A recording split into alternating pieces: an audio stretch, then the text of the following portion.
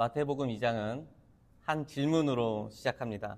유대인의 왕으로 나신 이가 어디 계시냐? 이 질문은 짧지만 파장은 그렇게 작지 않았습니다. 성경은 헤롯과 온 예루살렘이 듣고 소동한지라 이렇게 이야기해요. 그러니까 이 한마디의 질문 때문에 왕궁과 온 지역이 흔들렸습니다. 이 소동은 그때만의 일이 아니에요. 지금도 성탄하면 전 세계가 요동하죠. 우리나라를 포함해서 전 세계가 그런데 물론 정작 주인공이신 예수님이 잘 드러나지 않을 때가 많이 있어요. 제가 이스라엘에 좀 지내보니까 이스라엘은 아예 성탄을 안 지켜요. 그때 있는 하누카라는 수전절이라고 부르는 그런 절기를 중심으로 지킵니다.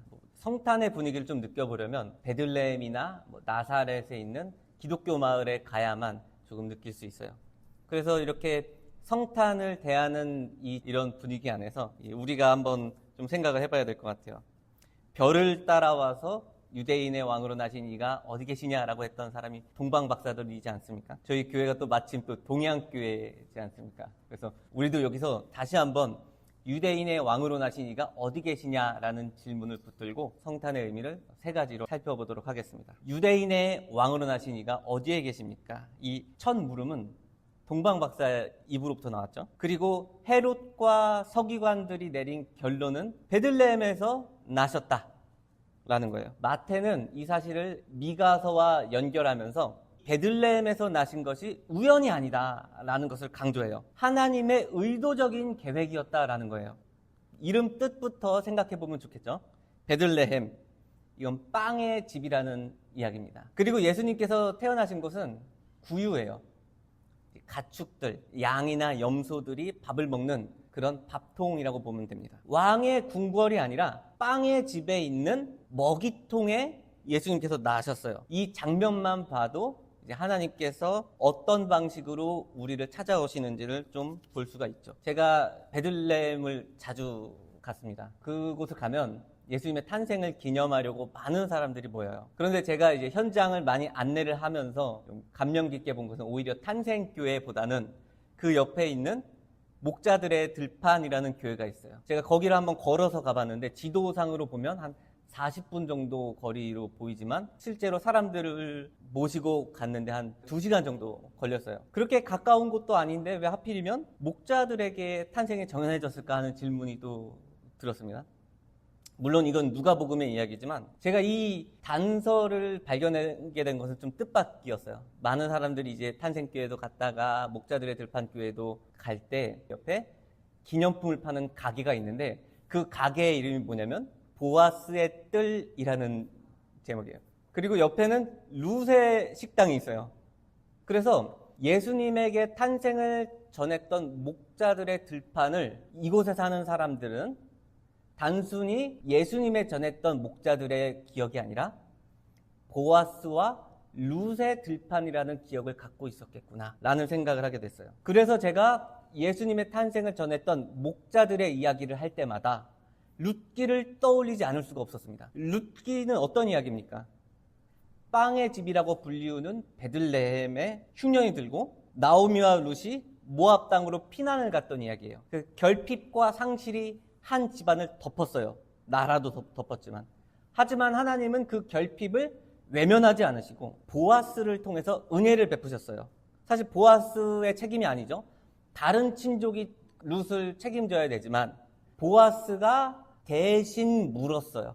대신 그 책임을 감당해 줬죠. 그걸 고엘이라고 하죠. 그 결과 보아스의 은혜로 말미암아서 나오미와 룻은 빵의 집에서 다시 풍요를 경험하게 되는 거예요. 그래서 하나님께서 보아스를 사용하셔서 그 하나님의 돌보심으로 채우시는 그런 사건을 우리가 룻기에서 볼 수가 있어요. 그런데 베들레헴의 이야기는 단순히 한 가정의 회복으로 끝나지가 않죠.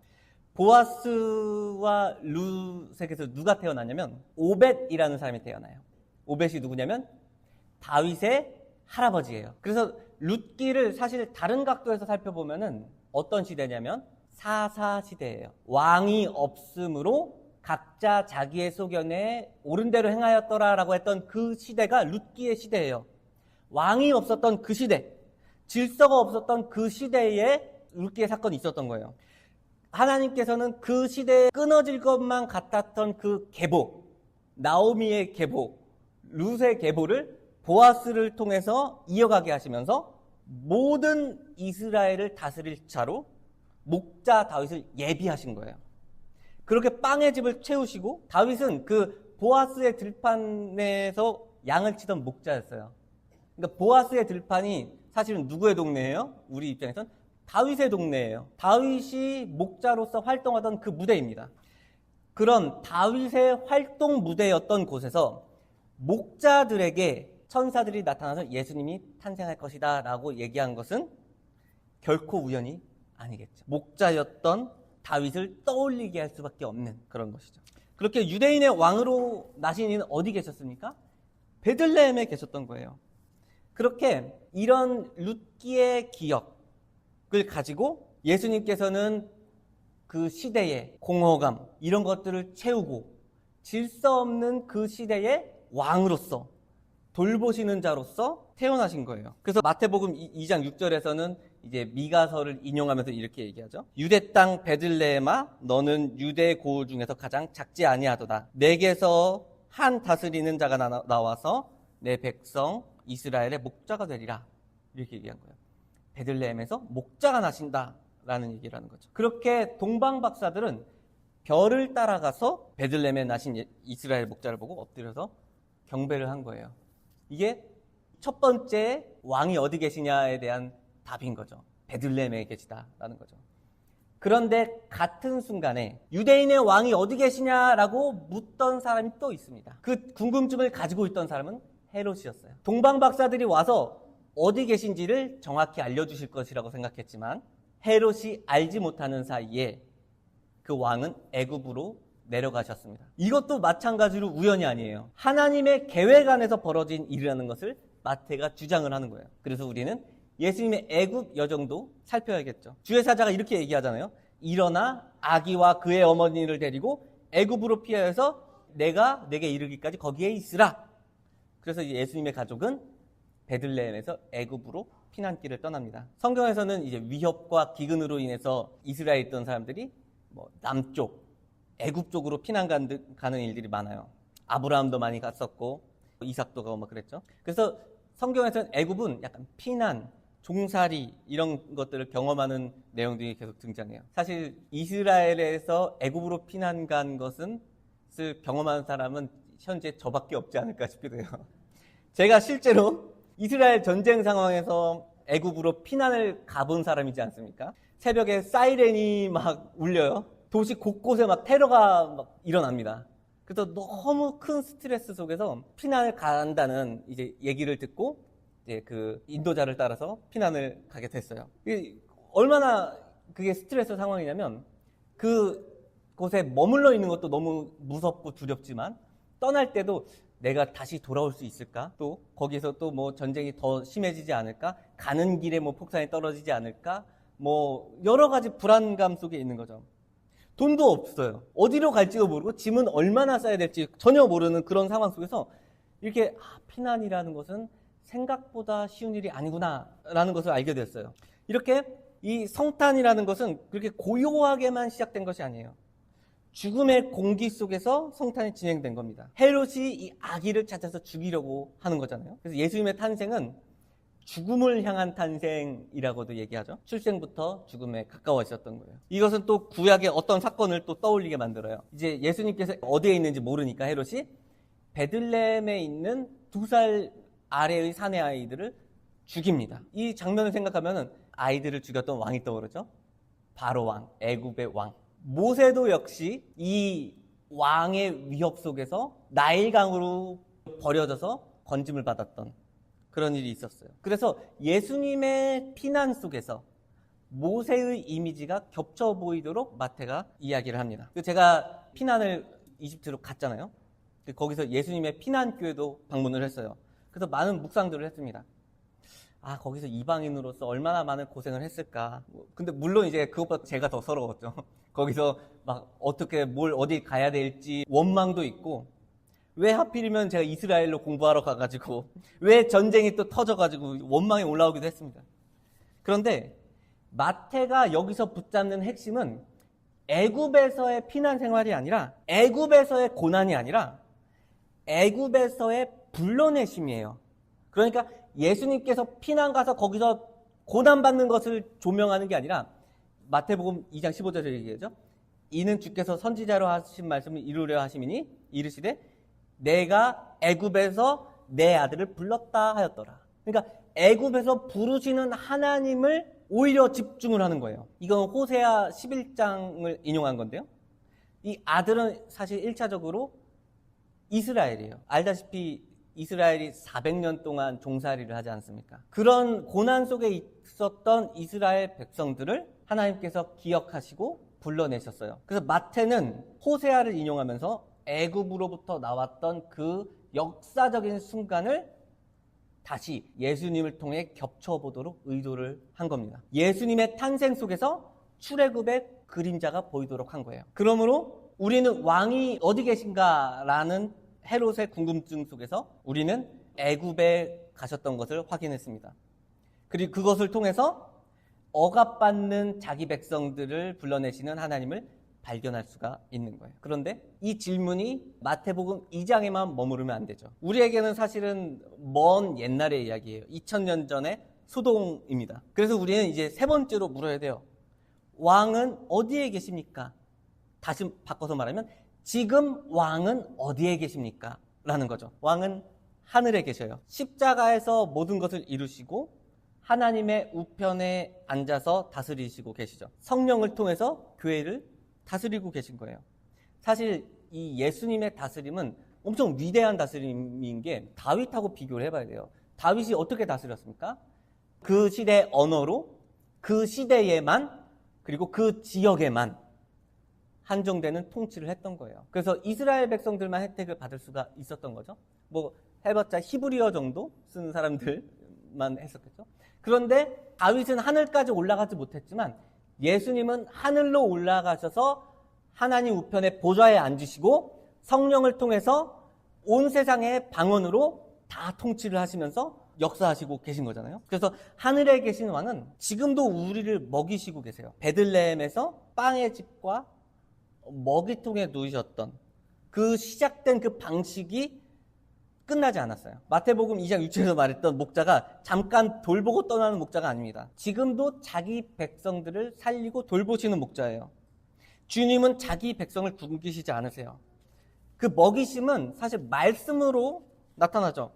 매 주마다 말씀을 통해서 공급을 하시고 보이는 말씀으로 성찬으로서 우리가 예수님을 먹고 그렇게 공급을 받잖아요. 그래서 교회가 계속해서 누리고 있는 거예요. 왕은 여전히 목자고 그 왕은 여전히 우리를 다스리고 돌보시고 계신 거예요. 그런데 이 말씀과 성찬으로 우리에게 그 공급되는 그 방식은 우리가 예수님을 통해서만 경험하는 게 아니에요. 거기서만 끝나는 게 아닙니다. 교회가 서로를 돌봄으로써 계속 경험되는 거예요.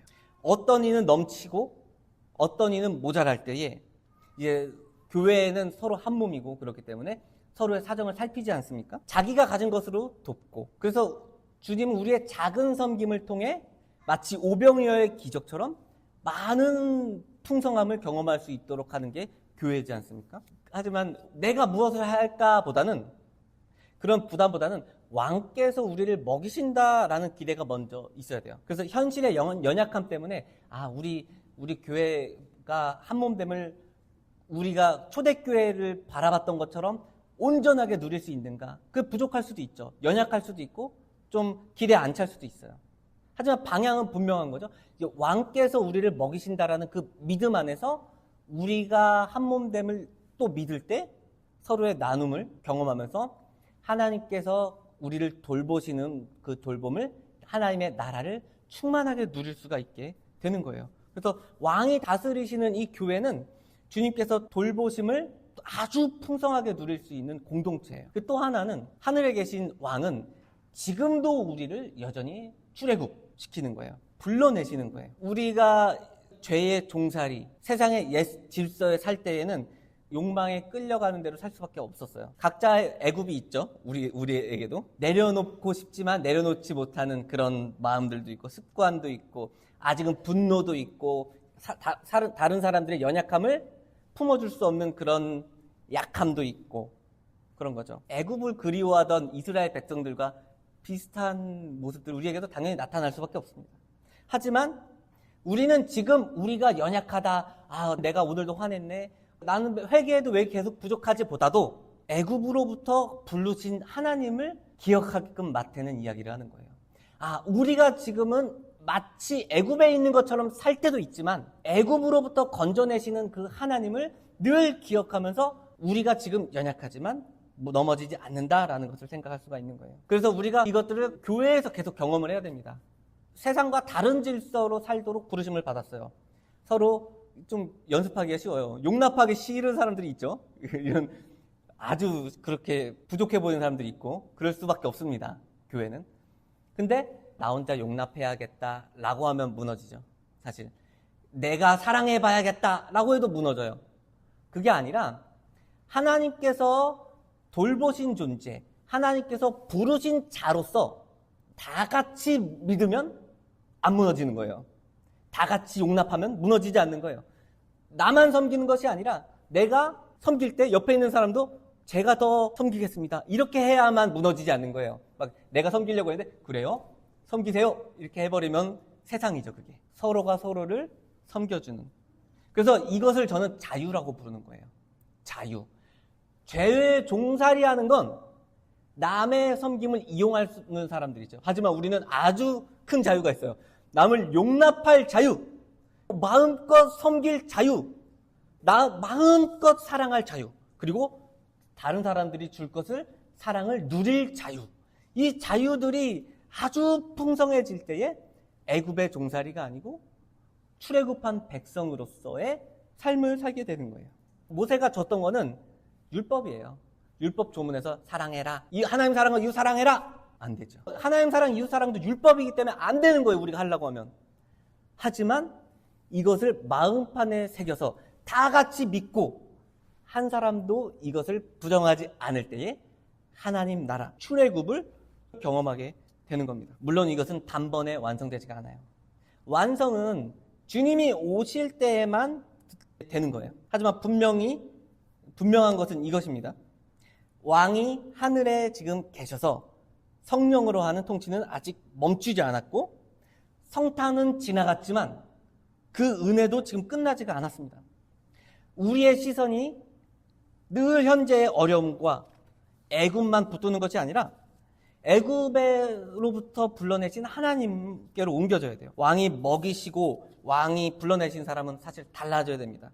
이거는 압도돼야 돼요. 하나님의 공급을 받아서 그 하나님의 사랑에 압도돼야만 이것이 여기서도 드러날 뿐만 아니라 밖에 나가서도 무너지지 않는 거예요. 내가 그냥 교회에서는 대충 살고 밖에 나가서 내가 성공하겠다. 다 무너지죠.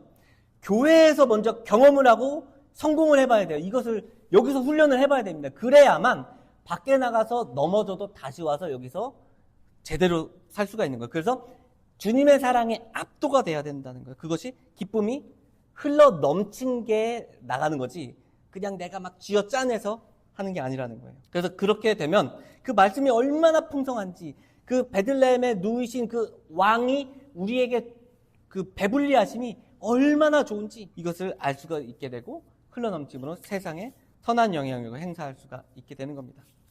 말씀을 맺겠습니다. 오늘 동양동에서 우리는 성탄을 묵상하면서 한 가지 질문을 붙들었어요. 유대인의 왕으로 나신 이가 어디 계시냐? 이 질문은 단지 옛날 사람들의 궁금증이 아니었습니다.